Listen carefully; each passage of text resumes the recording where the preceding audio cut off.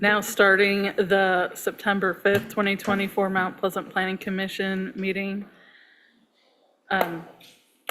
Is Ms. Povidico on Zoom? Yeah, I'll take the roll call. Thank you. Thank you. Commissioner Devaney, Here. Commissioner Frederick, Here. Commissioner Havels, absent. Commissioner Honig, Here. Commissioner Irwin, Here. Commissioner Kingsworthy, Here. Commissioner Leash, Here. Commissioner Nicholas, absent. Commissioner Ortman. Here. We have a quorum. Thank you. Next item on the agenda is approval of the agenda. Move to approve? Second. Any discussion? All those in favor? Aye. All those opposed? Motion passes. Next item on the agenda is approval of the July 11th, 2024 regular meeting minutes. Move to approve. Second. Any discussion? All those in favor? Aye. All those opposed? Motion passes. Next item on the agenda is approval of the August 1st, 2024 regular meeting minutes. Move to approve. Second. Any discussion? All those in favor? Aye. All those opposed? Motion passes. Next item on the agenda is the Zoning Board of Appeals report. However, it does not appear our liaison is here. I would say that the Zoning Board of Appeals did not meet during those 2 months. Susan Thumb, our office professional, can confirm that. That would be correct. They did not meet in July or August. Thank you, Susan. Next item on the agenda is communications. I did not receive any communications over email or letters. Thank you. Next item on the agenda is SUP 2409 and SPR 2417. All right, so I'm just putting my presentation up. Let me know if you all can see the first slide for SUP 2409 and SPR 2417. Yes, we can. Awesome, thank you so much. So the first item that we have here today is a project. The applicant is Sarah Bouchon Hicks, who is seeking approval for a ground floor dwelling unit within a mixed-use building located at 115 and 117 South University Street. While the ground floor unit is the subject of this special use permit request, the applicant is also proposing many other uses at this location, which are reflected in the submitted site plan. We have at 115 a restaurant or a bar, a 2-bedroom owner-occupied unit, and a 1-bedroom rental unit, and then a design business, a small hotel marketed as an artisan retreat center at the 117 address. The restaurant/bar will be subject to a future special use permit request once the applicant is ready to file for a liquor license. So the applicant has received a downtown facade improvement and a fire protection grant totaling $67,000 to assist with the cost of retrofitting and repurposing of these 2 buildings. The scope of work includes facade and interior renovations, including the new lobby that will be joining the 2 buildings, the installation of the fire suppression system, the reconstruction of a dilapidated balcony at the back of the property, and a new carport and trash recycling containers to the rear of the building. So this is the location for the 2 parcels. You can see that the buildings are very narrow. They abut all the front side lot lines, and then you have some space at the rear. Onto the north of the site at 345 here, lot 00345, is where the new Mid-Michigan Development Corporation office will be located. They also started some minor renovations at that location. To the east, you have a public parking lot. To the south, Salon Blues extension. And then to the west, we have a mixed-use building, which is the one that has Von Truffaut Pizzeria and Pub, and then Dog Central, and then 4 dwelling units. The owner is converting 2 dwellings to 4, which is, I'm going to be providing a staff report later. The future land use for this whole area is mixed-use high. And the zoning designations is CD5 with the residential dwelling use restriction at the ground floor. Therefore, we are here today for the special use permit to allow for that ground floor unit within the front portion of the buildings. The one designation that is not CD5 is the public parking lot, which is zone civic zone. These are the current conditions viewed from South University Street looking east. I'm also pointing out here that a portion of the alleyway located north of the 115 address, here depicted in the picture, is part of a separate application by the Mid-Michigan Development Corporation. They're still working on that, and they're going to be bringing that to the City Commission. They are applying for a CVB grant to basically add murals to that side of the MMDC new building, and then also have some furniture for anyone passing by to aggregate as a public space. These are the current conditions viewed from the public parking lot, looking west to the back of the buildings. And you can see here pretty well when I took the picture, the balcony was still in a really poor condition. It has now already been removed because it was falling apart. But they are going to be, redoing this back here to have a complete new structure at the back. So ground floor dwelling units, they can be permitted within CD5 urban center character districts with the special requirement that has the residential dwelling use restriction after receiving a special use approval by the Planning Commission as set forth under section 154.410. The special use review process requires the public hearing, therefore we're here today, and approval by this commission. We also have specific standards that I'm going to walk you through next. But in terms of the general standards, I did not see any red flags for this project.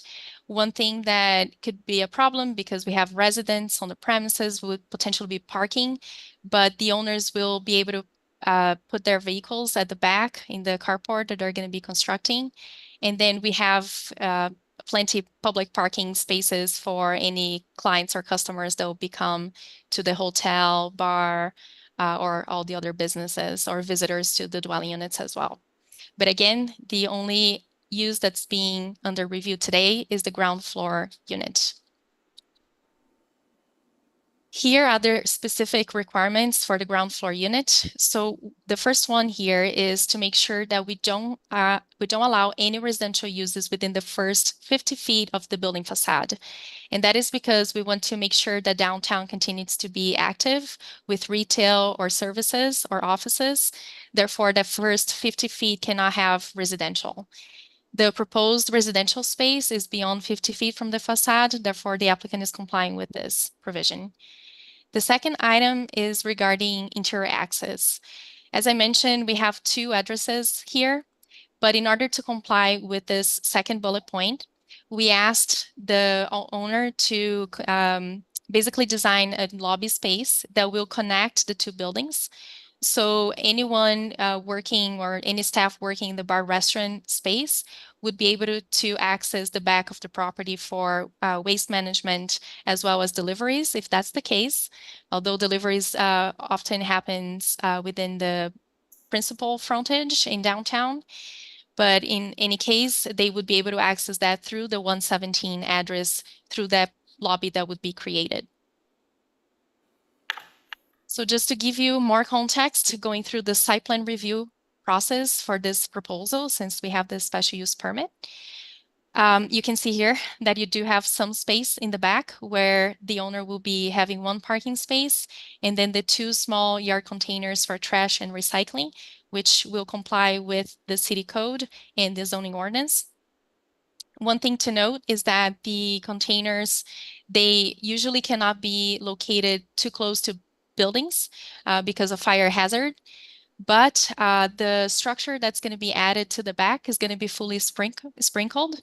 Therefore, the fire department has approved this location.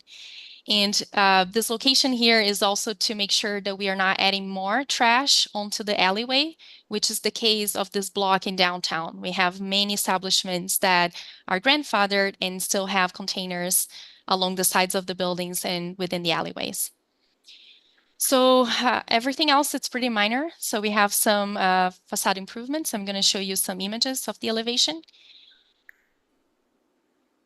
But first, let me walk you through the floor plans, just so you have a little bit more context. Here you can see the main floor, so the ground floor. The top depicted with the green colors are the 115 address. So you have this restaurant/bar space in the light green, and then the unit is being located behind that 2-hour fire barrier wall that's going to be separating the commercial from the residential use. And you're going to see that the entrance to that back unit, the owner-occupied unit, is going to be from the ground floor, from the back. And then you're going to have one bedroom and then the kitchen space with dining. And then on the top floor, you would see the living space and then another bedroom as well and bathroom facilities. So here on the top, you can see the small hotel that's being proposed. That use is allowed as of right, so it's not subject to this review, but we are still showing this for the site plan portion of the review process. And then the front portion of the 115 building will have a 1-bedroom apartment. There is already an apartment in this location, so this is something that the owner will be keeping. This is elevation for the building. So you can see on the left side, the existing elevation, and on the right side, the proposed elevation. The one thing to note is the removal of the bay window and the increase in amount of glazing with the proposed facade alterations. And then she's also going to be putting awnings across the two buildings to kind of make more of a unity in terms of design of that facade. No changes to the second floor. When going through site plan review, I didn't see any red flags with the rules that you see here on this slide.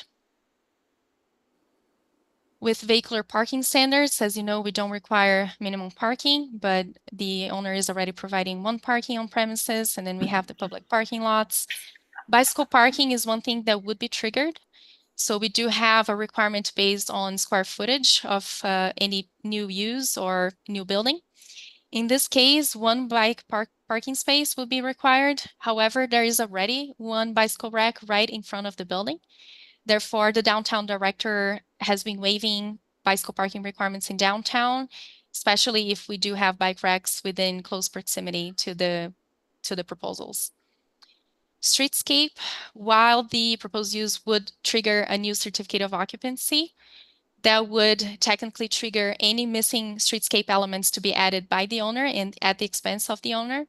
However, while we do have missing trees, that's not the condition of that whole frontage, and the Department of Public Works and Downtown Director also stated that they would like to not see new trees being added in this section for this project.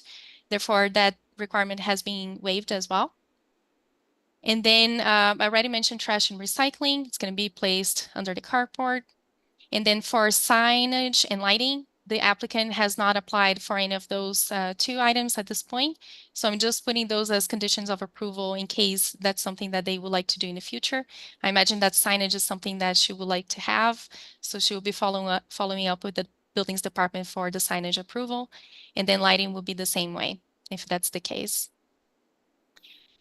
So the analysis for this proposal is that overall, the site plan and the special use permit is, or the proposed use is consistent with the master plan and the future land use that's identified within the document. More specifically, it's already flagged for mixed use high. I believe this is probably the application that I've worked at that has the greatest mix of uses. So I think this goes even beyond what we anticipated with the master plan requirements, helping us to achieve more walkable neighborhoods and more active spaces in downtown. With missing middle housing, we do include live workspace as a missing middle typology. The owner-occupied unit plus the office that's being designed right next door at the 117 address will create a live-work space in this between the two addresses. So we are helping advance that item as well. Overall, the vicinity is already characterized by mixed-use development.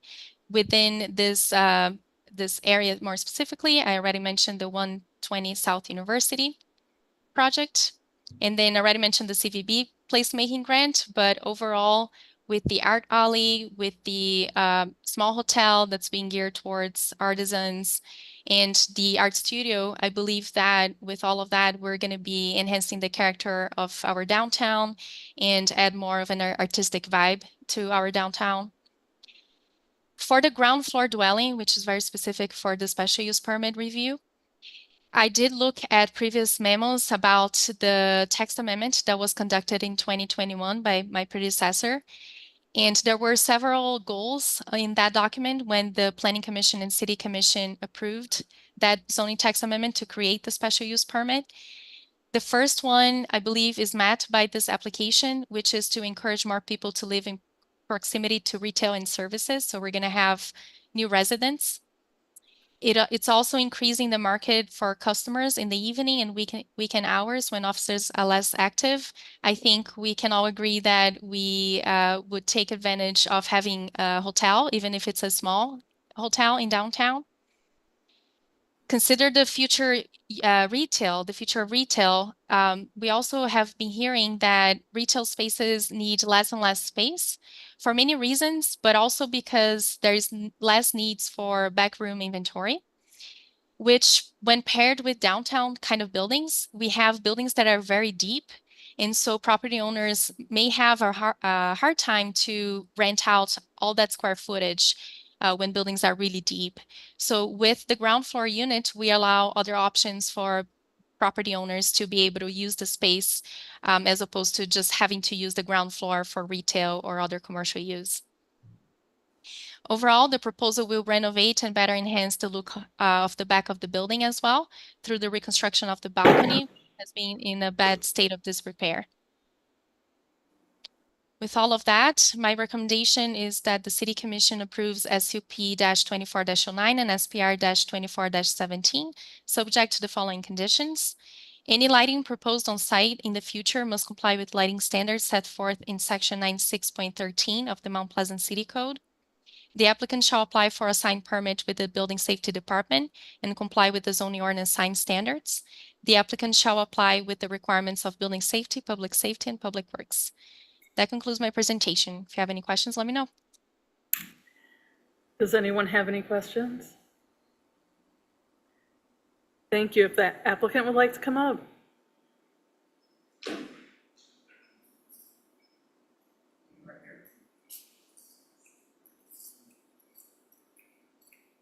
Hi. If you could state your name. Oh, hi, I'm Sarah Beauchamp Hicks. I'm owner of HBH 5 Properties. And that is my husband as well. He's a co-owner. Thank you. Does anyone have any questions for the applicant? Okay. Thank you. Thanks. And I will open up public comment if there's anyone from the public that would like to comment on this.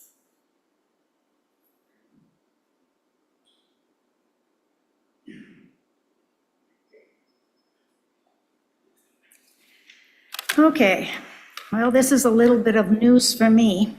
My name is Rosemary Gray, and I own Gray's Furniture downtown. We just celebrated our 50th year in business in this downtown. I also am a 50-year landlord. I have rentals all over town. So I am a big advocate for business, and even a bigger one for retail. When someone says retail is dead and it's all about the internet, shame on them. They don't know anything about retail, and people that have retail and love it as much as we do. And when they say there's nothing in our downtown, Well, it's not because the businesses that are here doesn't want more retail. It's, we need the backs of the city, and we don't seem to get it. So, we are here to talk about 115 and 117 South University. My first question is, how does this giving permission to a ground level apartment on the main floor of the downtown help our family businesses? Our community already has an abundance of rental properties that are vacant. And they have overbuilt, and we've lost a lot of students at CMU. Several of our buildings in our downtown, actually very many of them, are not owned by the businesses. And they just occupy them.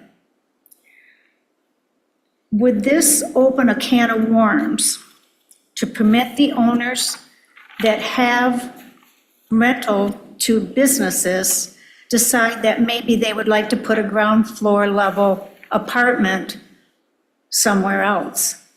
What's to stop them?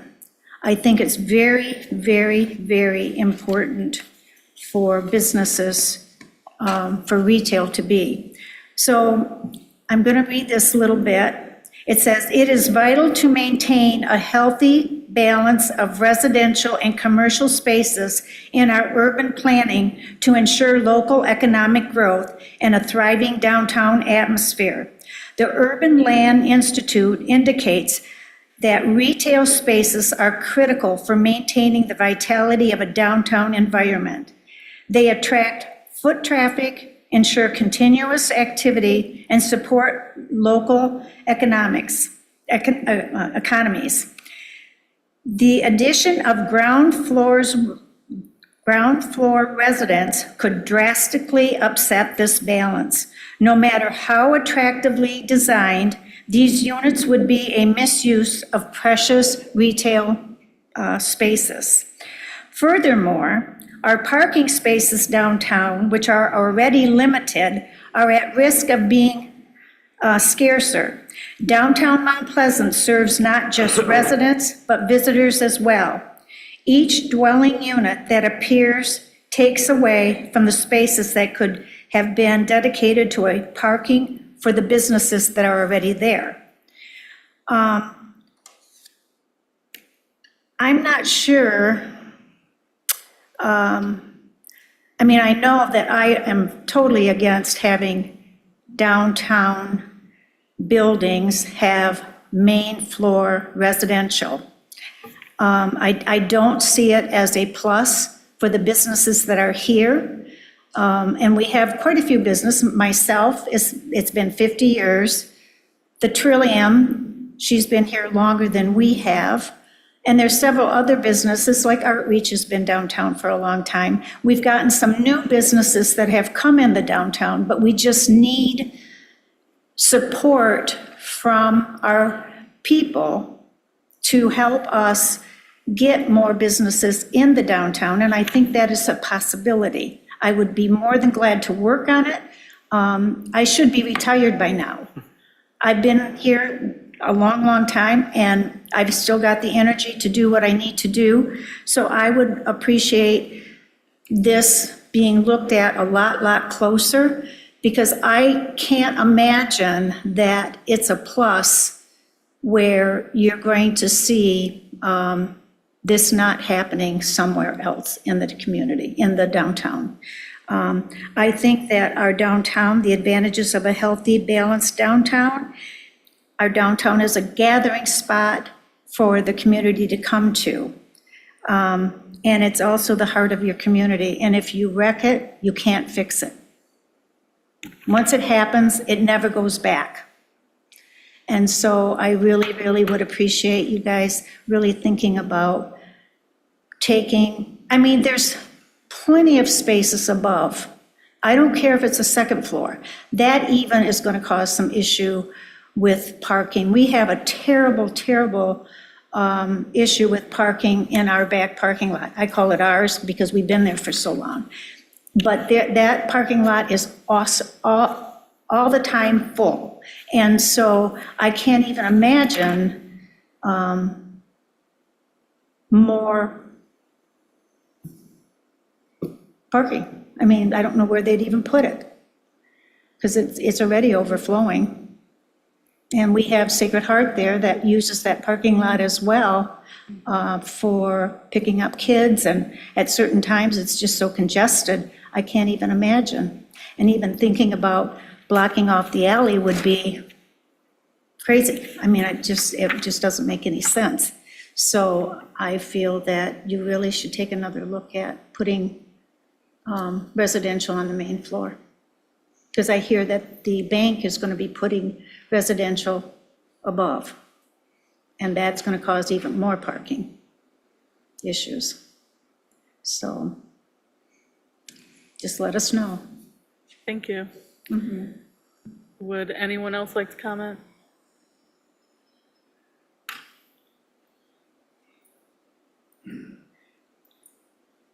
Richard Swindlehurst, 700 North Isabella, Mount Pleasant.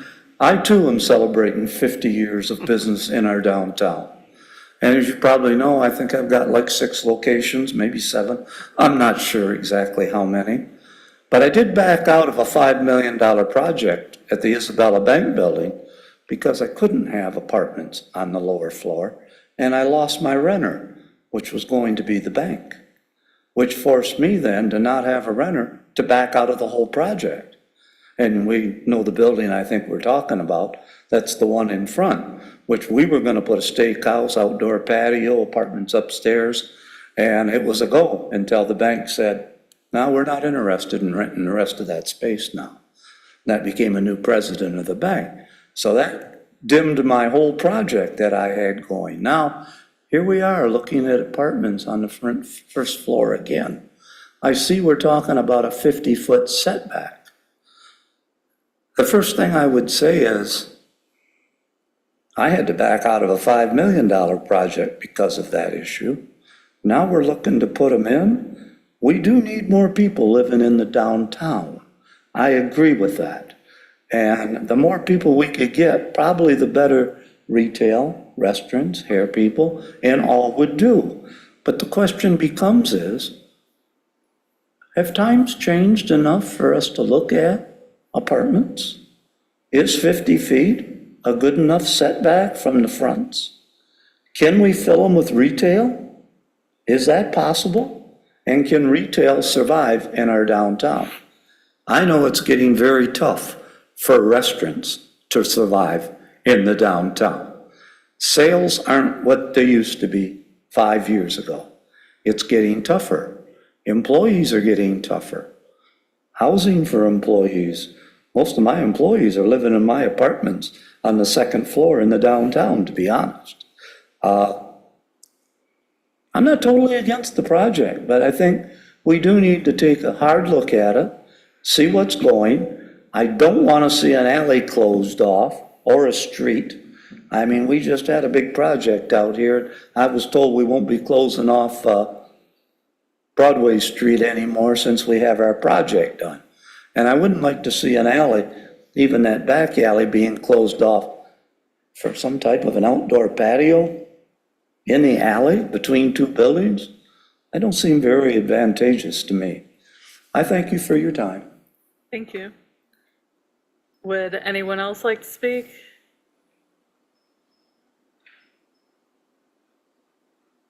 I don't see anyone else here. Is there anyone online? No one seemed to be online.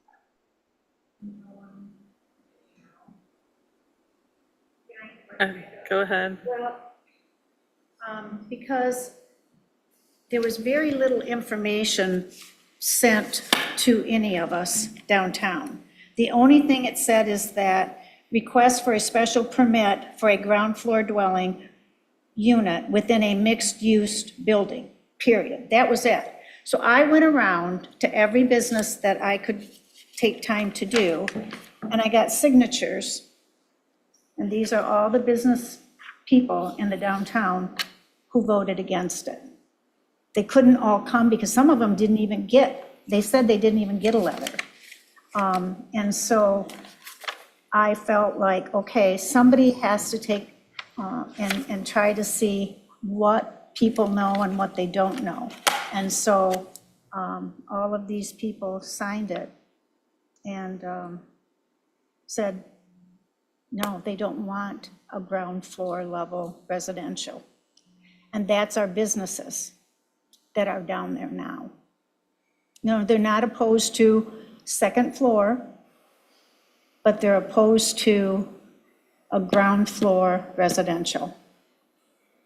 So, just to let you know. I just have a little question about that poll you took. In terms of the ground floor, was it mentioned in the question that the ground floor apartment is towards the back of the unit and at the Didn't front? make any difference. I showed them where it was and they said no. They Okay, said, you had a map then of some kind showing the, well, all the businesses downtown knows exactly what we were that I was talking about because they've been in the downtown long enough. you talk in the microphone, right? Or, Well, can we refrain from having back and forth discussion during public comment? of course? Or what now?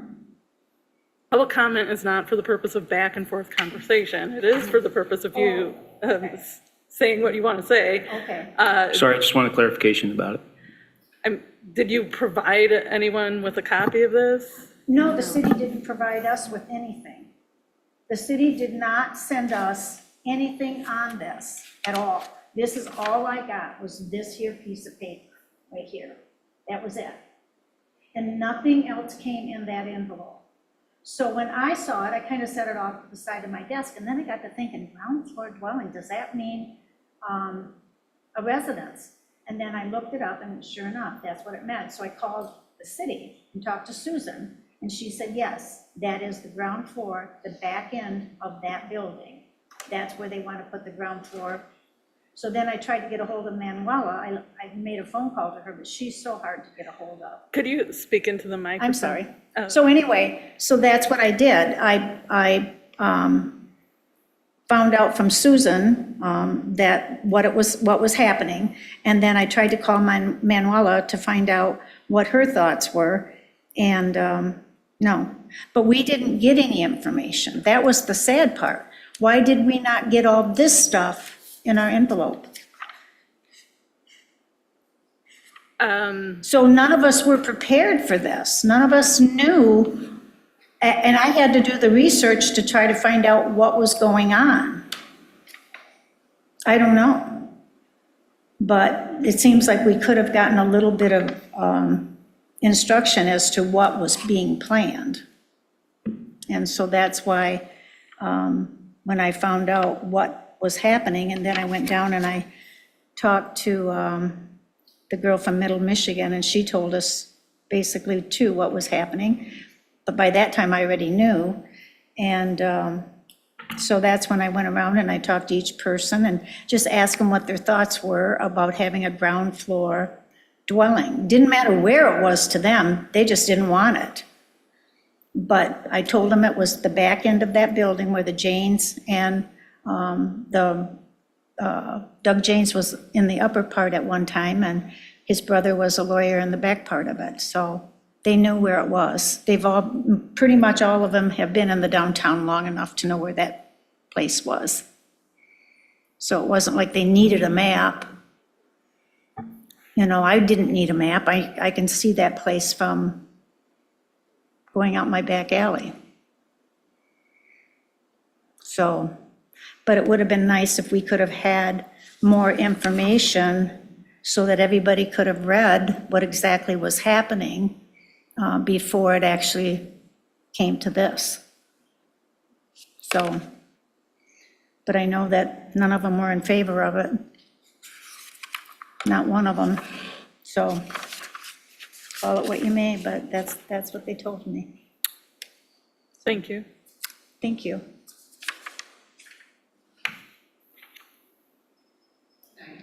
Can I just referring over, can I go next? Just, it might help. Sure. Okay,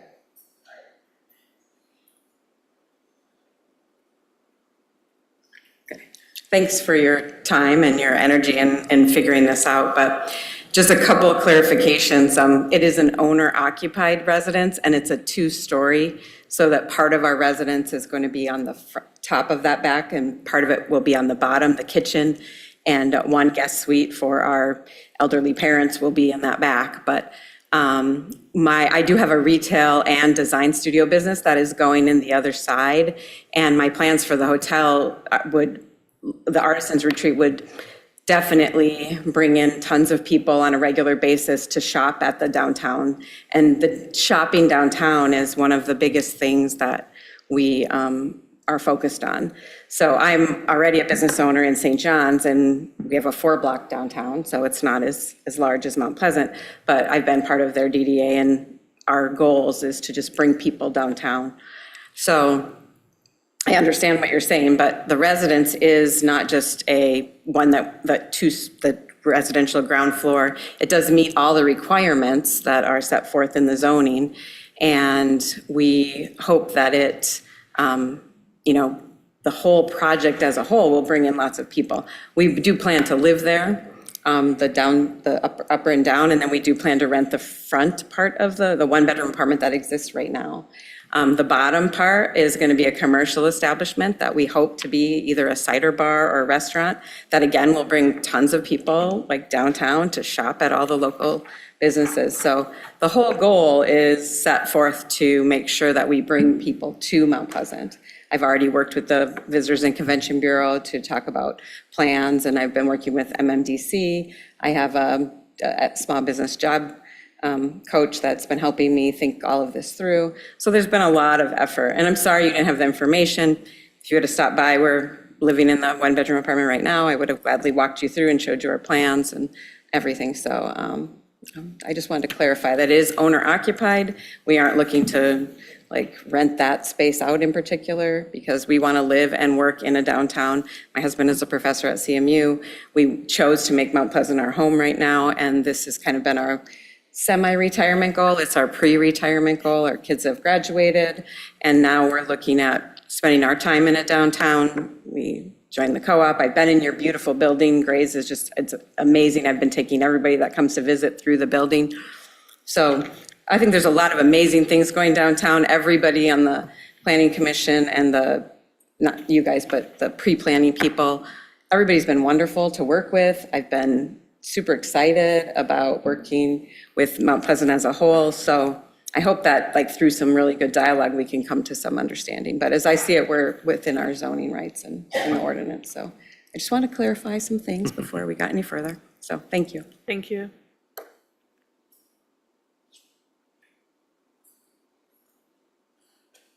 I'm not sure if this is section 8 that we're on right now, or do I wait till I get down to the PRD? This is for SUP 2409 and SPR 2417. The case we just listened to. So later. Right.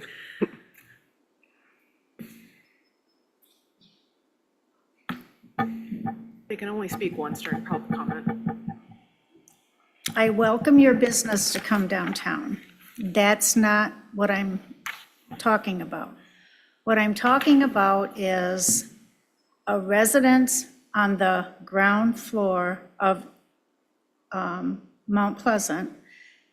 I don't care if you have a residence owner occupied on the second floor. I don't understand why it needs to be on the main floor. Doesn't matter. It's still on the ground floor. I know,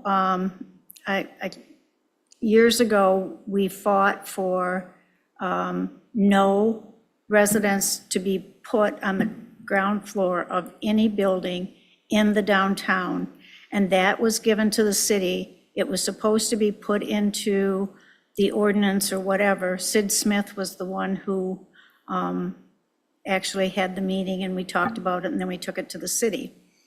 For some reason, that never happened. I don't know what happened at that point, but I just feel that it's just not a good idea. Because what happens if she decides, well, you know what, this isn't going to happen? What happens to that apartment? I mean, you've got to look at all aspects. I know you want to be successful. Everybody wants to be successful. But there's reasons for sometimes where things don't make it the way it was supposed to be. And I just feel it's just not a good idea. And that's just my opinion. But I know that all these people also felt the same way. And it's kind of sad that it's hard to get anybody to listen. Well, we have heard your opinion, Yeah. and thank you for speaking. It's not just my opinion, though. That's the thing. It's not just mine. I'm the one who's the person telling you. So, just to let you know. Thank you. Is there anyone else that wants to comment on this SUP and SBR? I will close public comment and open up discussion. Can I ask staff a quick question? Yes. For these buildings downtown, if they convert it from retail to living space, does that come off the special, the assessment for the principal shopping district, the square footage? I do not know the answer to that question. I can try to reach out to staff that's online right now, Downtown Director Michelle Sponseller. I'll get back to you while we have the discussion, if that's okay. Just give me 1 second. Sure. Those two buildings are across the street from where my office is, and they were both law offices before, just as an FYI. But any other discussion or any other questions? Okay, so the downtown director has confirmed that yes, he would come out from the special assessment. Okay, so if there's actually quite an incentive for people, if they can't rent out their retail, to convert it to living space in the downtown area, tax-wise. One could jump to that conclusion, but we haven't seen any application coming in or interest coming in since the approval of the text amendment. So for the last 3 years. Okay. Would the ordinance actually allow that to happen? Conversion of retail to ground floor residential? Yes. Yes, yeah, that's precisely the matter today. So right now that building only has commercial uses at the ground floor. So the change of use of a portion of that ground floor to residential is subject to a special use permit. And that's what's being analyzed today as part of the special use permit application. And then together with it, we have the site plan review as well, since we have the special use permit. But yeah, that's exactly it. And the whole policy behind it, as you all know, was discussed during the zoning text amendment procedures in 2021. So we're not discussing policy right now. We're discussing if the project complies or not with the zoning ordinance, and it does.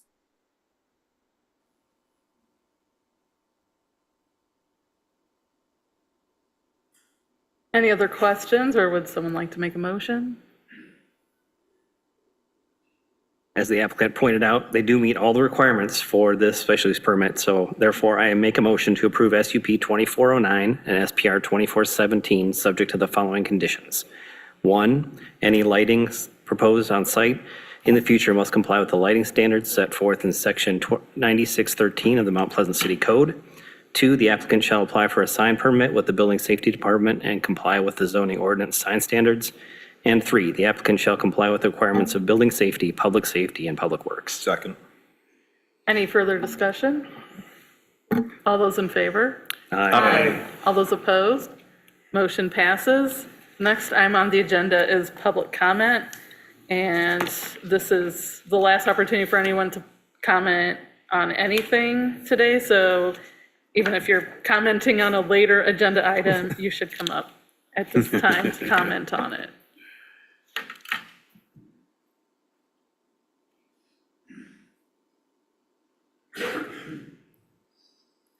I find something very interesting when you say lighting.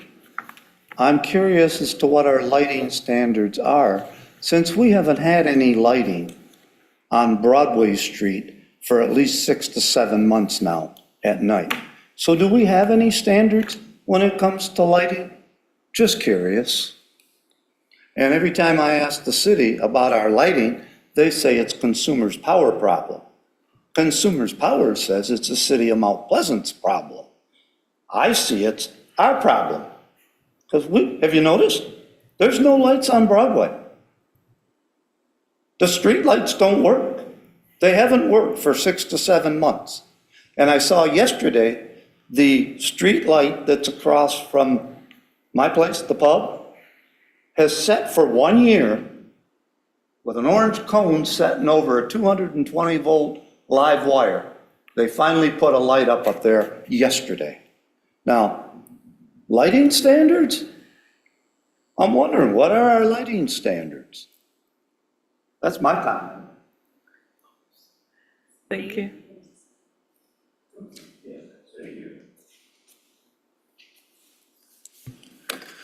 I'm John Zhang, 623 Hopkins, Mount Pleasant.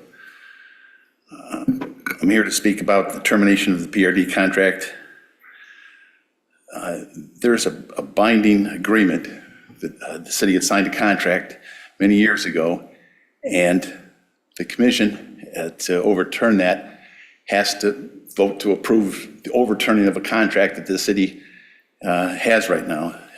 The reason they wrote this contract was to ensure, let me back up just a second, and remind everybody that more than half the city is non-taxable. And this contract guaranteed that it would not fall into that category. But eliminating this PRD will allow 31 acres to join that non-taxable area. Now, that last paragraph on page 40 that you, on your stuff that you gave out, says that you're the group that needs to approve breaking the contract. This isn't a zoning thing, this is a contract thing. And I think one of the problems is when this went out in terms of public use, it looks like it's just a rezoning thing. This is a contract to ensure that the city doesn't lose more taxable land, well, a lot of it. Now, if we look at page 39 of your packet there, it talks about,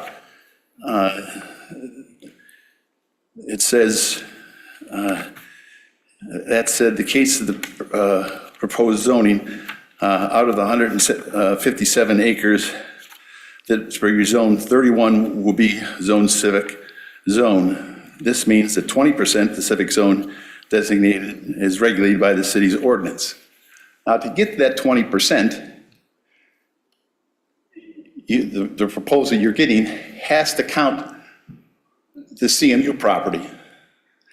Now, you can't zone the CMU property. It's there, it's been there, it will always be there unless you know something different. But to make this fly, we're deceiving the public to say, we're going to rezone them just in case it ever gets sold. And there is no plans to sell it. But we're going to tell the public this is the case. You're going to tell the public this is the case so that you can make that meet the minimum requirement. It's deceitful. Now,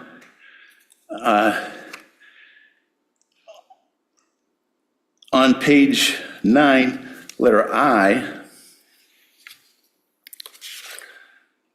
it talks about when to get rid of this PRD, they also said, well, let's get rid of the PRD, but we'll make a couple of other agreements on the existing property, another 48 acres, which is only partially developed.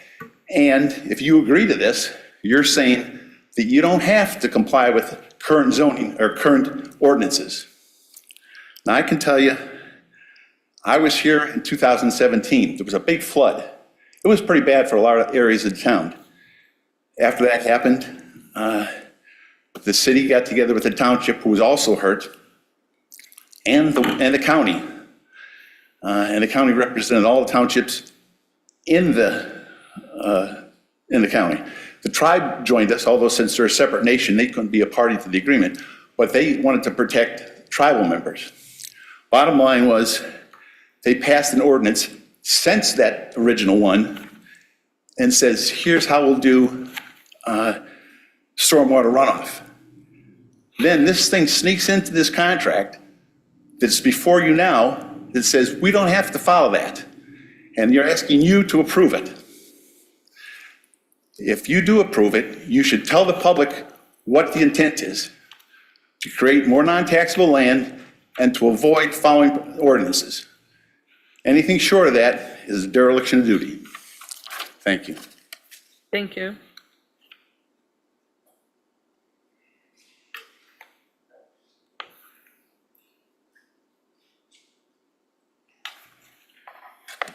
Good evening.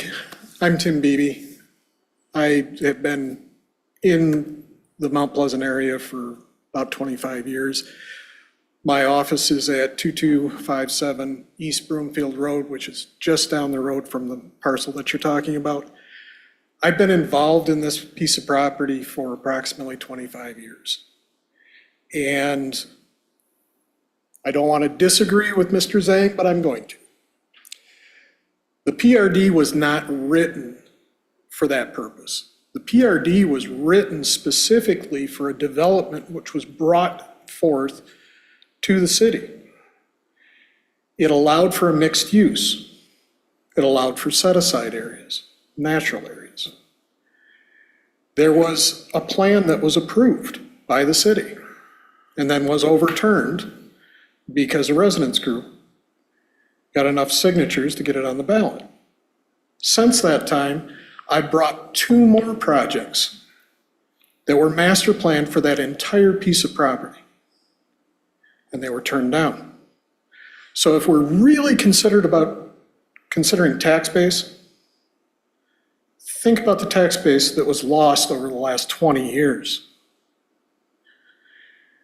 I remember talking to the Planning Commission and the City Board and using that as one of the arguments for trying to get the projects approved. And I was specifically told by both boards that tax base cannot be considered.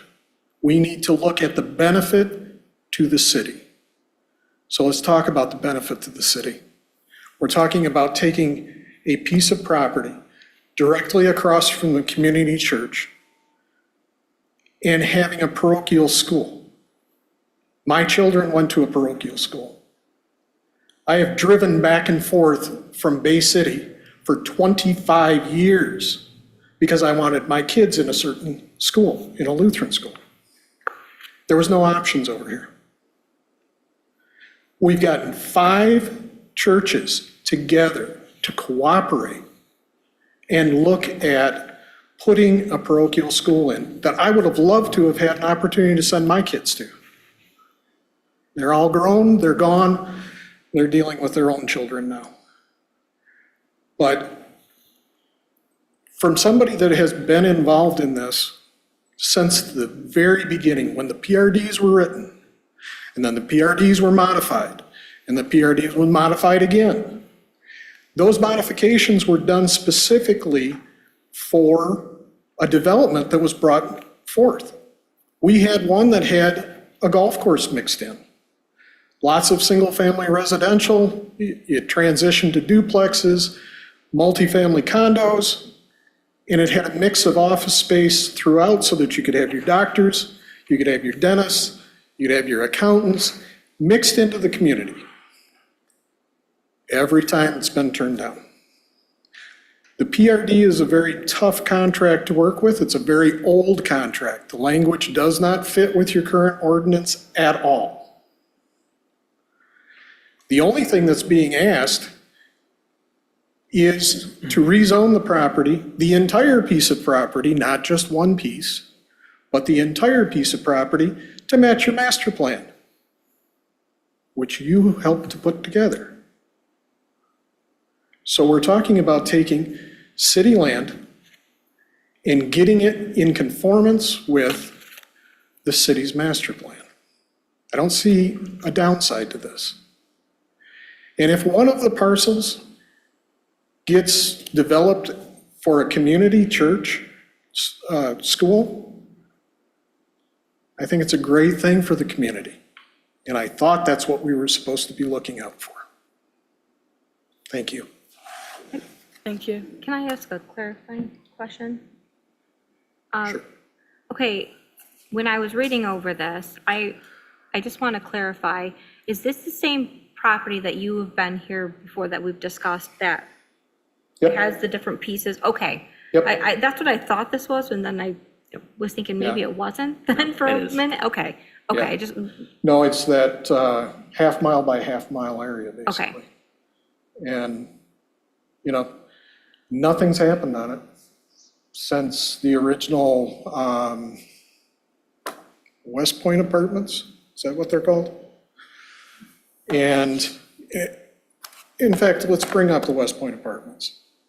Because that development, and we're talking about some special agreement that the city's trying to put forth with that developer so that they don't have to follow the current ordinances. That's on the existing portion that's built and the street that's are in there. There are 3 or 4 buildings that are left to be built on that street, and that is the only thing that they have said is they can complete that portion of the development, not the rest of the property, not even the rest of the property that already has utilities put in, but only that which the streets service. So there's no master plan that some developer is getting some special treatment, because the balance of the land was specifically said and dictated by the city staff that it would have to follow the new ordinances. So don't be swayed by somebody reading a portion. If you have questions and you don't believe what I'm saying, talk to your city planner. She's online. One last item. We talked about, or it was talked about, stormwater. And gee, in 2017, well, I'm one of the people that wrote that ordinance. That development was put in under a stormwater ordinance that was more strict than what is currently on the books. I designed the first one. I helped to write the ordinance afterwards. Instead of 1/10 of a CFS per acre being able to be discharged, now the city ordinance is 0.15. So there isn't any breaks that are being given. City staff has been very good at making sure that the city's not selling the farm. They're actually trying to get this piece of property to conform with the zoning and have to comply with the zoning. And that's what you guys have put on the books. You voted for your zoning, and Manuel is just trying to get the piece of property so that it will have to comply, instead of having a special agreement that it doesn't have to comply. You keep the PRD, and it actually makes it so that you have 160 acres out there within the city that doesn't have to follow the same rules that everybody else does. And that's what your planner is trying to take care of. Thank you. Thank you.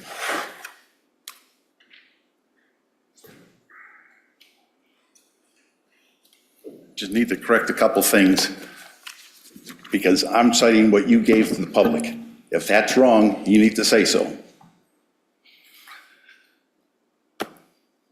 Page 9, section 3, part A.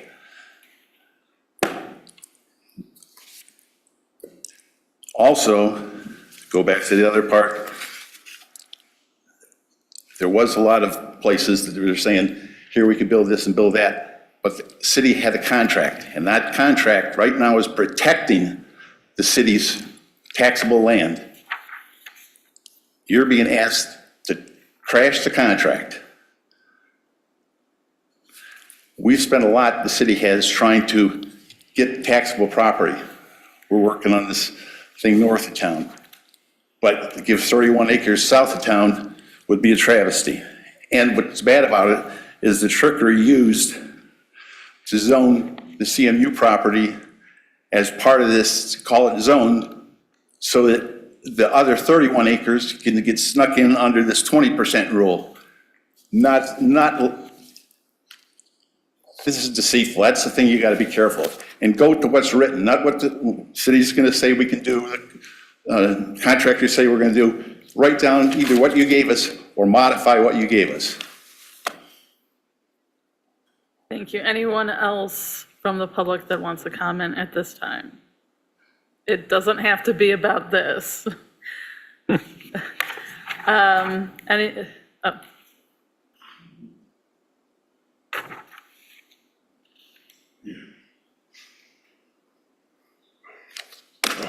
Good evening. My name is Rick McGurk. I'm at 4175 East Bluegrass Road.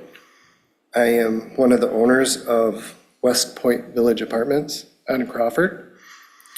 Mr. Beebe brought up and delivered some very good information and kind of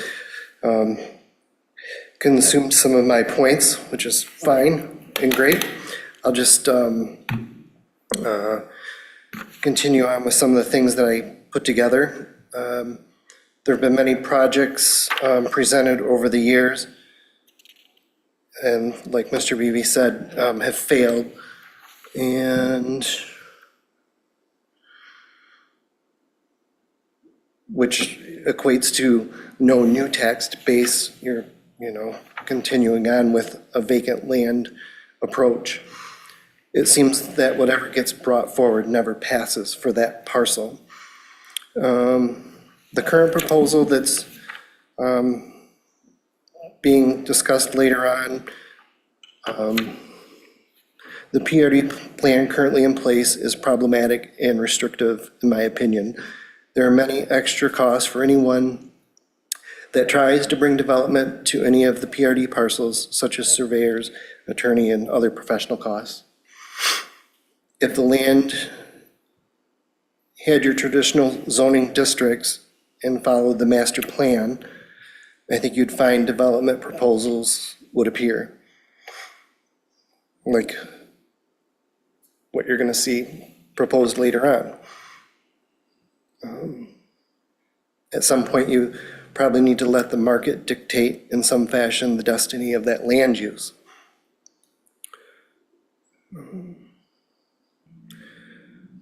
I would think that a new school choice could attract more families to that area. That development could create the demand to build more buildings at West Point, creating more tax base for the city, which is a good thing. This could also create an option for us to sell a portion of the remaining parcel to another investor or somebody that would possibly want to put a different project in there. In summary, I think dissolving the PRD simplifies the process for the city staff and developers. It follows the master plan that the community worked so hard on. I think it would be hard to deliver the message to this community that a school isn't a good idea or use for the portion of the PRD land.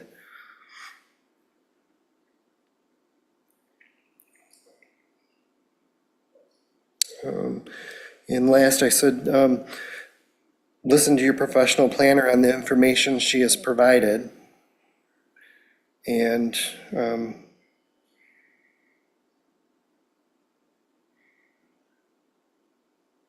we have also at the corner over the years have supported a commercial use with the cabin bar. And I feel that they've been a great neighbor for that area too. Thank you. Thank you.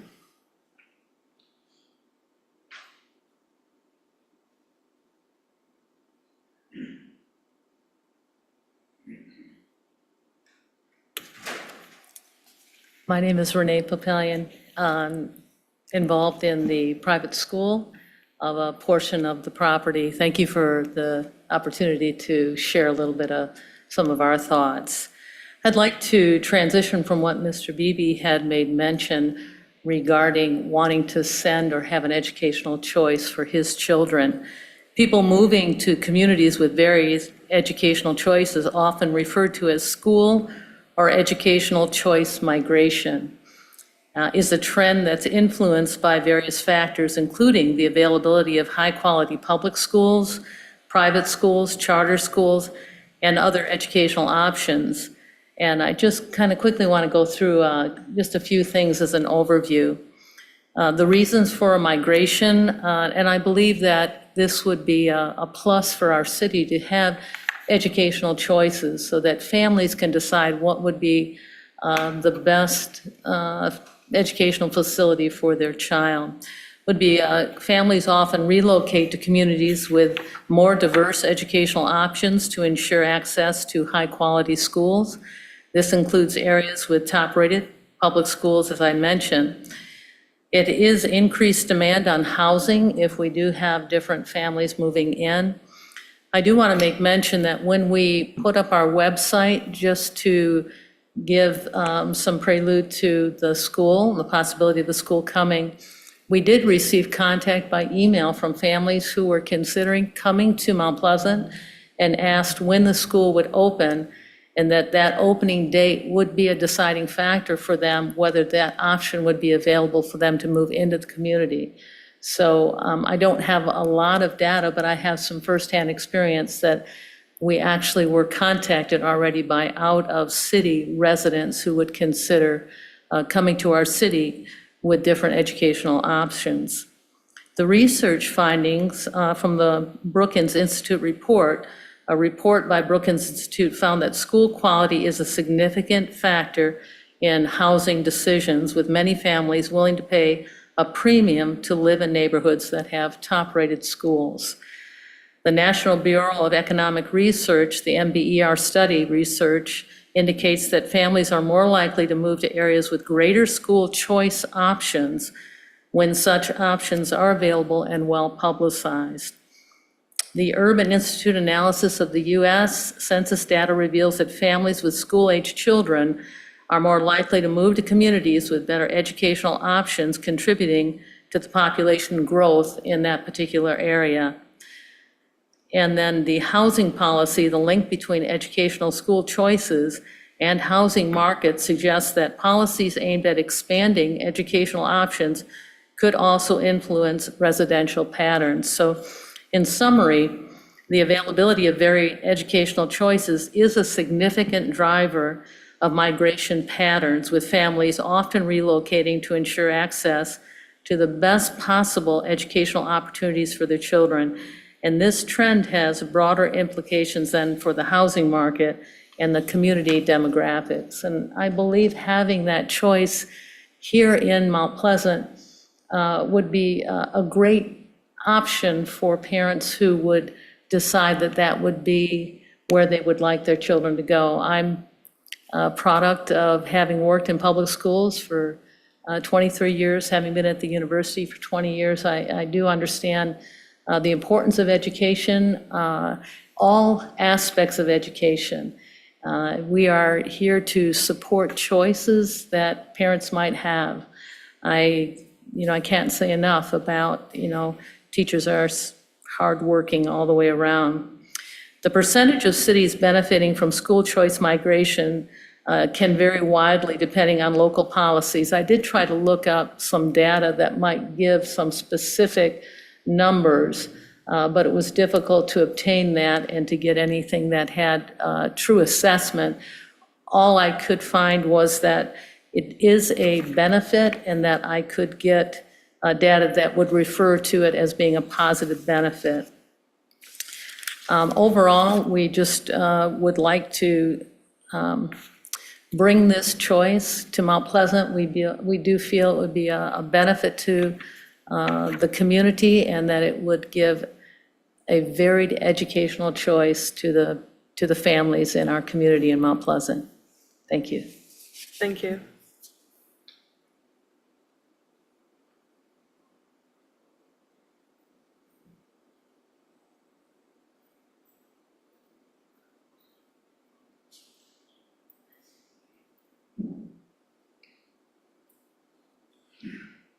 Hello, my name is Joseph Carrion. I live on 109 North Arnold Street.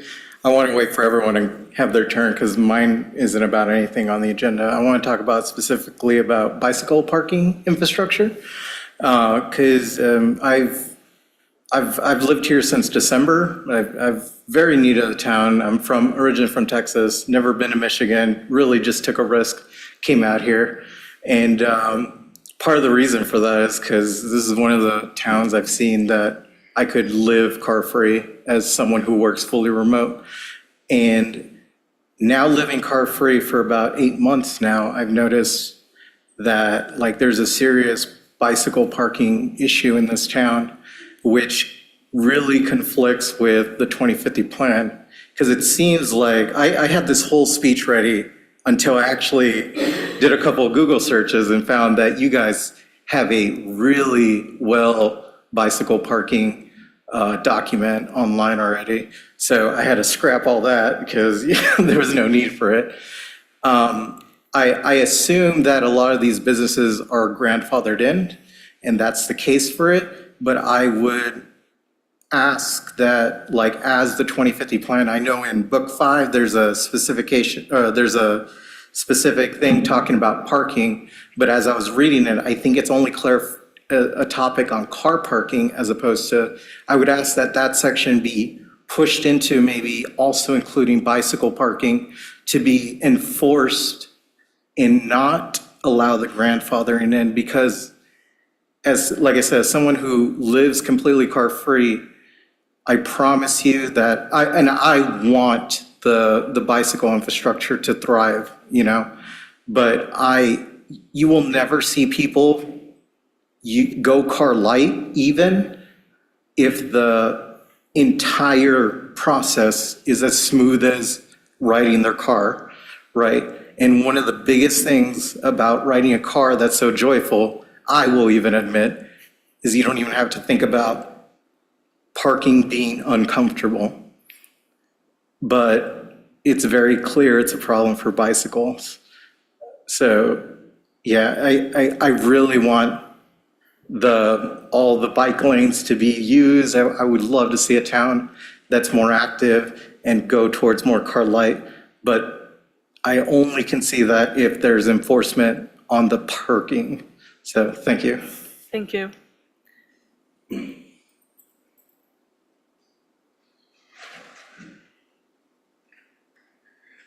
Good evening. First of all, let me apologize. Normally, if I was going to become and speaking to a learned body like this, I would have dressed a lot better. But I was asked at the last minute to attend, and I really had no plans of speaking. But my name is Jeff Tuma. I live at 645 West Broomfield Road.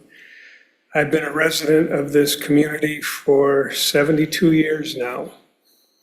I owned a business up until 2007. It was on Mission Street. And when my father built that business, it was out in the middle of farmland. So over those 50 years that we were in business, we got to see a lot of changes in the community. And listening to Mr. Beebe, the PRD has been in 20-some years. During the course of us being in business, we saw a lot of ordinances and a lot of changes come to this community. As the community changed and grew, they threw out the old and brought in the new. And yes, I'm very much in favor of the new school. I have 3 grandchildren that I would love to have go to that. Nothing against any of the other schools in town. It just seems to fit with our family. But the stumbling block at this point appears to be the PRD. And I think after 20-some years, maybe it's outlived its usefulness. And I would respectfully ask you to reconsider using that and moving forward. And I don't envy your positions at all. I would never want to do what you folks have to do, but thank you very much. Thank you. Is there anyone else from the public that would like to speak? I don't see anyone in person. Are there any online comments? No emails or anyone on Zoom. Thank you. I will close public comment. And next item on the agenda is discuss and consider an extension of SPR 2319 and SPR 2320. All right, thank you so much. Let me just go to full screen here. All right, can you all see my slide? Yes. Thanks for confirming. So at the September 28, 2023 regular meeting, the Planning Commission had approved Site Plan Review 2319 for 200 Walnut Street for a 29-unit multiple family dwelling apartment, and Site Plan Review 2320 for 410 Mill Street for a 20-unit multiple family apartment. So regarding site plan approvals, they are valid only for 1 year, and you do need to pull a building permit in order to make sure that you can use that approval. This has not been the case for this project, therefore they're requesting a 1-year extension. And I just wanted to note that this is the first project of an affordable housing proposal that had been approved by the City Commission since its readoption of the payment in lieu of taxes, or the pilot policy, in December of 2022. The proposal included a mix of 1-bedroom, 2-bedroom, and 3-bedroom apartments after we worked with the Housing Commission to identify the types of apartments that are needed in our community as affordable housing units. All of them are going to be affordable, and the AMI, or the average median income levels, will be ranging from 30 to 80% AMI. Aside from helping advance affordable housing in the community, the project would also be advancing goals and objectives of the master plan, as summarized in the community revitalization plan area letter that I've put in your packet. And I would also note that you may recall that the proposal had sustainability measures. So the 2 buildings will be energy efficient and have EV parking. So once the site plan and the pilot ordinance were approved by the city for a 30-year payment in lieu of taxes tax abatement, the applicant had applied for funding consideration through the Michigan State Housing Development Authority, or MSHDA, in the end of 2023 to partially finance the project's construction. However, you may know that the MSHDA Low-Income Housing Tax Credit Program is a very, very competitive process. Therefore, these projects were not selected in the 2023-2024 round. But the applicant Inspire Development has been actively working throughout the year. They've been really good at communicating what they've been doing and trying to do in the past year to update their application and try to include new elements that could increase the amount of points in accordance with the state qualified allocation plan, which is reissued every year with a few adjustments. So we've been closely monitoring that. One of the things that they're trying to do is to find voucher-based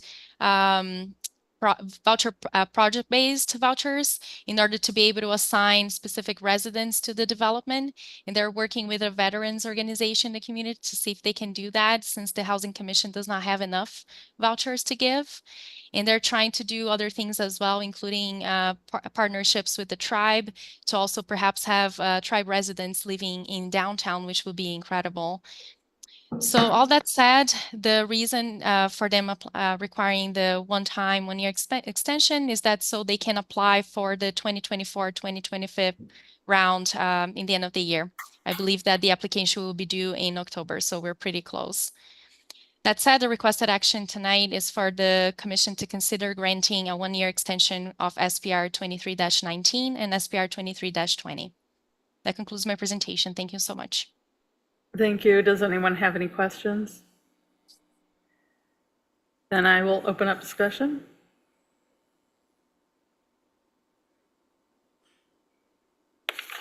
I move to grant a 1-year extension of SPR 2319 and SPR 2320.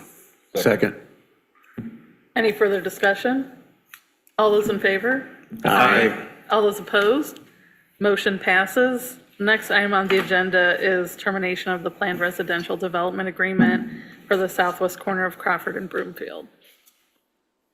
All right, so just a summary at first. At the November 2nd, 2023 and April 4th, 2024 work sessions, the Planning Commission had indicated consensus to proceed with the city-led proposed rezoning of the 5 properties located southwest of Crawford and Broomfield, depicted here on the slide on the right, and to allow the previously approved site plan for parcel 17300, which is where you have West Point Village, to be partially vested.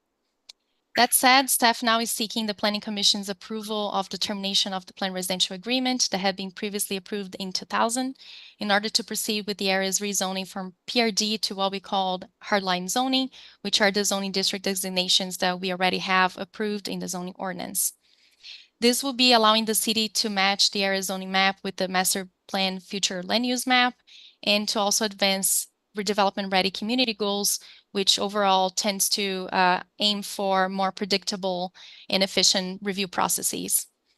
In the near term, the rezoning would also enable the construction of a private school and 5 multiple family apartment buildings to fill up for the area in West Point Village that already has infrastructure in place. This will be also enabling future subdivisions of lower density residential and commercial developments in the area. Now, to give you more background, the reason why staff has even approached the Planning Commission last year with the work sessions about this topic is because we did receive the Central Christian Academy as an applicant. So we did have a pre-application meeting. They are looking to build a K-12 school on this parcel that you see here on the image on the left. The parcel is currently zoned PRD, as you know, which is a zoning district designation that's designed to permit a flexible means of development. It's regulated by the state department, department, which allows for a mixture of types of residential units. So you can do basically 1, 2 multiple family dwelling units and a mix of all of them, as Tim Beebe mentioned before, which was part of the old PRD plan. While the current zoning district designation could allow for schools based on the previous zoning text, that parcel was included in the PRD agreement on May of 25th of 2000, assigning that parcel to a condominium development. That said, when staff met with the applicant all the way last year in October, we've said that there will be only 2 options for the school development to occur, which would be either to amend that really old PRD agreement, or if the property would be to rezoned to civic zone.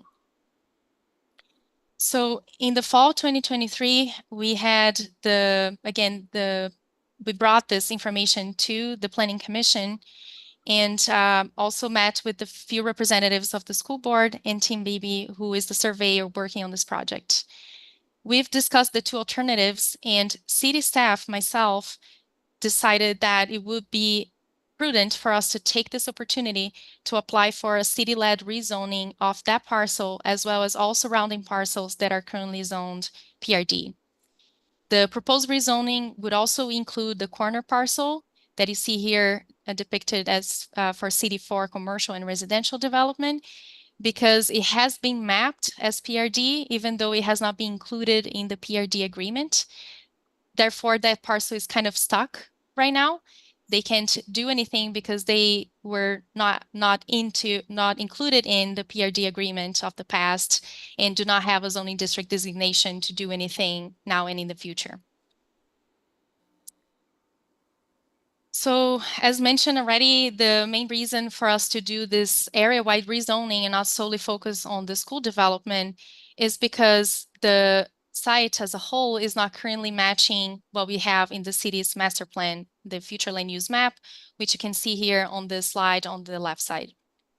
As you can see here, the master plan had flagged the area for both residential and commercial establishments.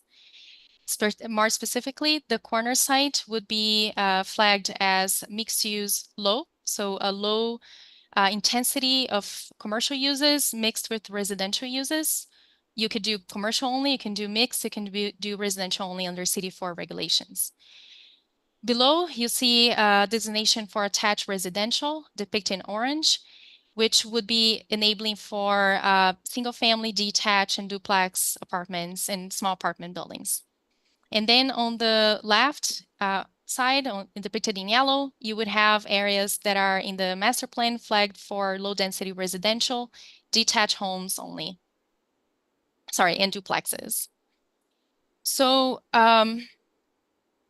in here on the right, you see the current zoning map, and you can see that the whole parcel is on PRD.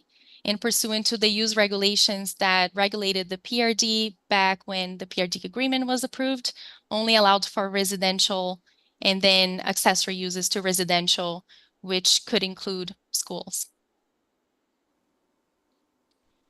I would also note that the proposal, including the master plan, future land use map, and the proposed rezoning to match that master plan, helps the city achieve more walkable neighborhoods.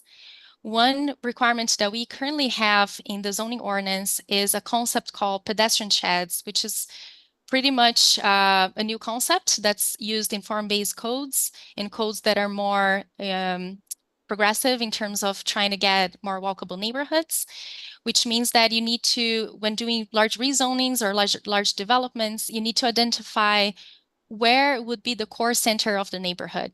We're not talking about suburban development where folks are going to be in the car, in and out of the neighborhood, but areas where people can access spaces like civic spaces, like schools, parks, as well as commercial and for retail services, etc. I would also note that as stated in Book 1, the Sustainable Land Use book for the master plan, we have this sentence here that just reinforces what state regulations say about master plans and zoning ordinances. The land use classifications on the future land use map provides us with the basis for evaluating future rezoning requests. Zoning actions that are consistent with the future land use map usually receive differential and favorable judicial review if challenged. The master plan should be the principal source of information in the investigation of all rezoning requests. The city may initiate rezoning as necessary to place the land in conformance with the future land use map, which is the case of what I'm trying to do here, or it may wait for property owners to come forward on a case-by-case basis, which I do not think it would happen because property owners have been pretty tired of back and forths with the city planning and city commissions of the past. So that's why I decided that it would be prudent for us to take this area-wide rezoning as a city-led application as opposed to put that on the applicant to do all the expenses that are necessary to, compose applications and drawings and etc. So here to be able to provide you with a very clear view of the master plan and the zoning ordinance, I put this chart together. And I do want to be extremely open to all of you, obviously. So I will note a few, two parcels here that are not perfectly matching the master plan, and then kind of walk you through what my thinking process was. So the first one is parcel 17304, which is the parcel currently owned by Central Michigan University, located to the west of this area. The future land use designation in the master plan is residential. The master plan also indicates what are the zoning district designations that would be mapped to align the zoning map with the master plan, in which case will be CD3L or CD3. And then the appropriate uses would be single family detached and duplexes. And then again, the current designation is PRD. And the proposal that's in front of you as part of a condition of determination of the PRD agreement is for this parcel to be zoned Special District University with the CD3 designation if the land is ever conveyed beyond CMU's hands. The reasoning for that is because, again, this parcel is currently owned by Central Michigan University. All other Central Michigan University-owned parcels are currently mapped SDU. So I was trying to be consistent with the current zoning ordinance and how the zoning ordinance handles property from CMU. Zoning does exempt the Central Michigan University parcels from its rules and procedures, including bulk regulations, use regulations, parcel development, parcel plans, subdivisions, all of that, allowing those projects to go directly to Central Michigan University for approval. However, all those buildings, any development that happens within CMU's land obviously has to comply with building code, as building code is something that comes not from the city, but from the state and federal regulations. When parcels are conveyed, what we would be doing is to pair a zoning text amendment with this proposal. So when the rezoning comes forward in the future, if this PRD determination is approved, we'll be including the zoning text amendment that would be basically assigning CD3 in case CMU sells the land. This is not a mechanism that I'm creating. is an existing mechanism that we have in the ordinance that does set a specific zoning district designation in case CMU sells the land either within the campus area or within the University Park area. So it goes to either CD5 automatically or SD, Special District Research Center, which is the other designation if it's located further south, close to the smart zone area. So that's the reason for us being slightly deviating, but with the zoning text amendment assigning the CD3 designation, we are able to bring back that future land use map and align that in case the property is sold. The other parcel is the school parcel, so 17306. That parcel is currently identified in the land use map as residential. Zoning district would be, again, CD3L or CD3. And then single-family detached and duplexes will be the building types that would be, that the city would like to see pursuant to the future land use map. Current zoning is PRD, and the proposal is to zone it as civic zone for a civic building, which would be the school.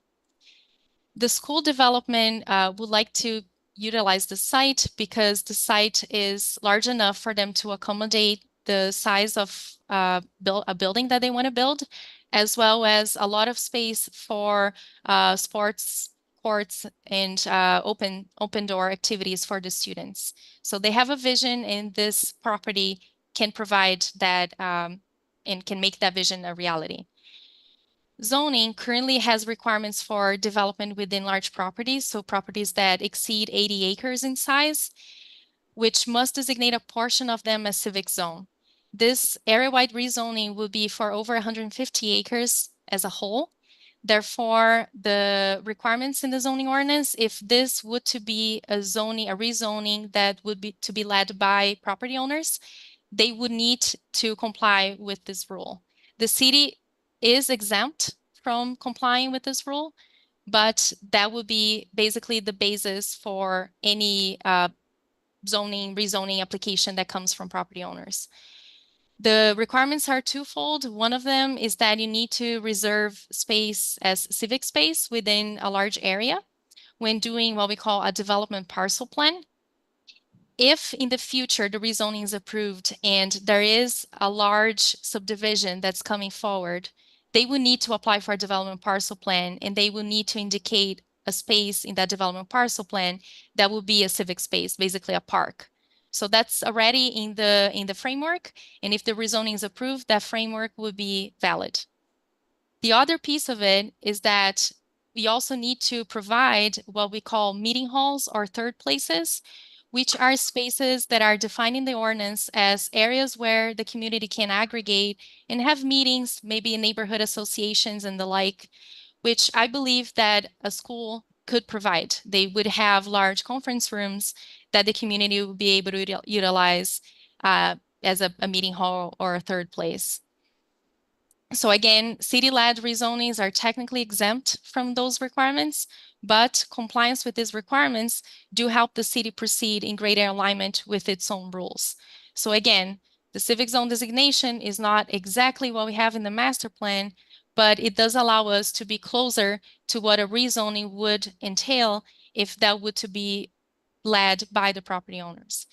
Furthermore, I would say that I asked help from the GIS specialist to do a GIS analysis of the whole city to identify sites that would be large enough to accommodate the school. And all the other large sites are either located at the regional center that we don't have access to yet, or it's land owned by Central Michigan University. So this is the only parcel that's of the size that the school does say that they need to develop a school. So if the school cannot come here, I'm not sure if they can come anywhere else in the city, except for perhaps finding property owners that want to sell several adjacent parcels. They'll have to involve demolitions and all of those things. I also wanted to just provide some notes, just generally speaking, about school developments and how they are in the planning field consider anchor investments, right? They're considered anchor institutions that would attract residents, commercial developments, create new jobs, retain and attract new residents to an area. Because of that, idea of families being able to choose where they want to send their kids to. Overall, this can help increase the tax base. I understand that a school development is not going to bring taxable value per se for that specific parcel, but I was able, after almost a year of work, to bring all property owners in agreement with this. They're all in agreement, and they are all saying that once they have hardline zoning, they are really ready, equipped to either sell portions of the sites or develop the sites themselves. Families would be willing to pay more for homes near high-quality schools. Y'all heard the presentation from the consultants about some of the population trends that we've identified. We did lose students, but we are increasing in long-term residents. And we are increasing in long-term residents of people in between 30 and 45-year-olds. So we have family formation folks that are moving to the community and may not stay if they don't find a good option for their kids to go to school, or obviously an option that complies with what they want. Increase activity. We're going to create jobs. You're going to see more staff. You're going to see teacher and families in the area that would help spur commercial development, restaurants, or other programs like tutor after programs, after school programs, etc. Developers would also see more potential for new housing and commercial establishments that cater to families and staff. Just to give you an example, I was approached by a developer called CHN. They wanted to do an affordable housing development precisely on this lot, but in order for them to comply with the LIHTC program for MISHDA, they must be located within essential services, which includes schools, includes doctors, includes all sorts of community scale types of establishments, services, and commercial establishments. This area was too far off. Therefore, they could not proceed with a pretty cool project that would basically create townhomes that would allow folks to rent those townhomes for a few years and then purchase those properties. So turn and convert to affordable rental units to owner-occupied units. Last, private schools can increase the community reputation and enhance its overall perception, having long-term positive effects on the local economy and the tax base as the area becomes more attractive. And then just a few notes regarding the change from PRD to hardline zoning. There is a lot of history. I'm not the best person to talk about the history of the PRD, but I can tell you, I read many minutes and notes from Planning Commission, City Commission, and I saw many rezoning efforts that were shut down and zoning text amendments that came over and over again to add more regulations to the PRD. The PRD has a problem, and I have a typo here in my slide, and I apologize for that. While the process of hardline zoning basically entails you have a pre-application meeting with the city staff, we help them design a project that is fully in compliance with the zoning ordinance, which has every single requirement that I can think of. Once that's ready, we bring it to you, to the Planning Commission for approval. That process takes a month. That is a very competitive, very fast-track process when compared to other communities. I can't tell you how much time it takes for other communities. New York City was 6 months. Steps through the PRD is not as simple as that and not as quick as that. First, the applicant has to design a project that they want to get approved. There are no rules, no specific bulk requirements, setbacks, nothing like that. They would then draft that. They will have to pay for surveyors, landscape or architects, sometimes landscape architects, bring the full site plan, hire an attorney to draft the PRD agreement, have the city attorney also discuss that and pay for that cost to discuss the PRD agreement with the owner. Then bring that to the Planning Commission, who has the discretion to approve the PRD agreement and the site plan. Nothing against that. That's why it's a flexible system, but it does lead to a lot of back and forth and expenses that come prior to having the assurance that you can have something approved.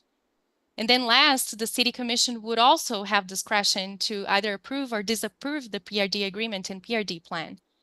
So as history tells you, because this parcel, most of these parcels have been empty for over 20 years, is that it does require multiple loops of negotiation, and that is not predictable, and that is not something that the State Department, with the redevelopment ready community certification that we have, is trying to achieve. So just in terms of the details, again, I'm not the expert, I'm not the attorney, but I've had huge conversations with the attorney throughout the past whole year, and the attorney has asked us to come forward, be more on the conservative side, and come forward to the Planning Commission, City Commission, to dismantle the PRD agreement so we can then pursue the rezoning. So that's the reason why we are here today with the dissolution of the PRD agreement first. When we were going through the drafting of that dissolution of the PRD agreement, I had to come forward and speak with all property owners. So we had the city attorney draft language based on those discussions. And it was a very simple process, except for this parcel, West Point Village, because this is the only parcel that has been substantially developed, and pursuant to the zoning rules, it cannot be dismantled unless the Planning City Commission approve. Technically speaking, the owners, they have the right to complete the site plan. All they're asking is to complete the portion of the site plan that already has infrastructure, so sanitary and water infrastructure underground. So they already have the leads, and we had meetings with the Department of Public Works and make sure that we are all set with what they have on the ground. It's currently private. It's being maintained at the expense of the property owner, and it will be maintained at the expense of the property owner until, you know, if they ever sell it to another owner, the city could take it as public infrastructure, because then it's going to be servicing more than one. But if it continues to be servicing only one property owner, it's going to continue to be private infrastructure. So those were the types of languages that we had to work with within the PRD, determination of PRD agreement, to clarify all of that. So the owners of the site, they would like to build the other 5 buildings that are currently missing from completing the portion of the site that already has the infrastructure in place. So zoning upon termination. This is a clause in the zoning text that basically says if the PRD is ever, the existing PRDs, they basically stay in place. So we have those, they're still valid. But if they're ever dissolved, then the land would automatically convert to agriculture. So special district agriculture, where obviously only agriculture uses would be allowed. None of us want that. The city staff approached the property owners because we want to rezone to match the master plan, which does not call for the area to be agriculture. It calls for the area to be developed as residential and commercial. Therefore, we added language in the dissolution agreement that it will indeed only be dissolved if the rezoning is successful, because otherwise it would convert to agriculture, which would be against the city's own policies. With all of that said, the requested action today is for the Planning Commission to approve the termination of the PRD agreement for the southwest corner of Crawford and Broomfield as received because of the rezoning clauses. And then I'll follow up with the City Commission to get their approval. And then I will start the whole rezoning process and send the notices and public hearing and all of that.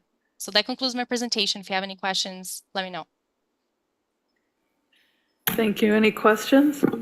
Just a brief one. How many parties are involved in this? This is an actual contract, right? Yeah, so the PRD agreement from the 2000 was only, basically it was a contract between the city and one owner, Crawfield. After, the language did include any designees or any new owners. So right now we're looking at Central Michigan University, and then Ed Peters, Crawfield LLC, which is the only person behind is Ed Peters. And then you have the West Point Village, which is basically the McGurk family. So we're working with 3 parties for the 5 sites. Is CMU a signatory to this contract? Yes, so the termination of the PRD agreement would need to be signed by Central Michigan. So all 5 of these parties are going to have to want out of this contract before the contract is broken. So all of them will need to sign the dissolution of the PRD agreement. And if one of them doesn't, it doesn't happen. It doesn't happen, exactly. But I do have all of them on board. They're just waiting for your approval. I was gonna get their signatures first and then come to the Planning and City Commission, but the city attorney decided that it would be better for me to come forward first to the Planning and City Commission. Otherwise, those signatures would be moot. So because I do have them on board, I'm coming to the Planning and City Commission first. Okay, I mean, we approve this or we don't approve it, but only the city council can vote on a contract, right? I mean, Yes, so we don't actually this- approve this. Sure, you recommend approval. Okay. So Manuela, if the city does decide to dissolve the agreement, the process for it being converted into CD4 and CZ zones, SDU, is that the map you're working with for that, or will the city and the planning commission decide how that's all going to be broken up? No, so the termination of the PRD agreement had to include the condition of this area being rezoned as such, as I'm showing Okay. here on the slide. Okay, So there's no wiggle room. okay, That's why I said as received. okay, thank you. Because otherwise it would convert to agriculture. Okay. But again, that's why I've been bringing this since November of last year, and I haven't changed the map at all. And the city is on board with this map already too? The city staff? Yeah. Yep. Okay. Any other questions? I will open up discussion. Move to recommend approving the termination of the PRD agreement for the southwest corner of Crawford and Broomfield as received. Second. Any further discussion? All those in favor? Aye. All those opposed? Motion passes. Next item on the agenda is staff report. All right, so I have a few projects. I'm going to go quickly. The first one is SPR 2412 for 120 South University. We have a new owner of the site, Ken Strom.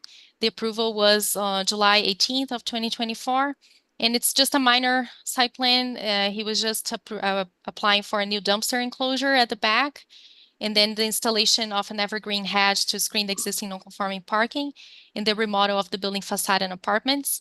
Most of the work is being done through the Building Safety Department since they're converting 2 existing large units into 4 units, but that part of the conversion is as a right, so we don't have a special use permit or anything like that we had to process. SPR 2413 for 303 North Main Street. So this is the parcel adjacent to Ginkgo Tree, and they proposed a new pergola structure that was placed directly on top of the existing pervious surface. SPR 2415 for 1524 Portobello Trail. The owner is Matty Lodge of Mount Pleasant, and the approval was on August 14. This was for a new storage shed, 20 by 30 feet, to replace the existing shed and the thin concrete pad that was poured over the existing asphalt there. There were no increase in permeable surfaces, so no stormwater requirements. The last one is SPR 2416 for 1750 East Bellows. This is where Pace is currently located. And they have applied for approval for 2 phases of this project. The phase 1 would be to add a new 32 by 48 storage building with access off the existing street parking lot, and then stormwater detention, which is located here on the image on the left, on the north of that, located north of the proposed building, storage building. And then the phase 2, if they are able to successfully access funding, they would be building an extension of their parking lot. So they would be adding more parking spaces in front of that storage building. And then I'm just going to note, because it's kind of major, I did put it as a condition of approval. If they move forward to phase 2, they do have to screen that parking with landscaping. So they will need to apply for a landscaping plan for an amendment. And that is it. If you have any questions, let me know. Any questions? Would anyone like to make a motion to adjourn? Move to adjourn. Second. All those in favor? Aye. All those opposed? Meeting adjourned. Bang the gavel.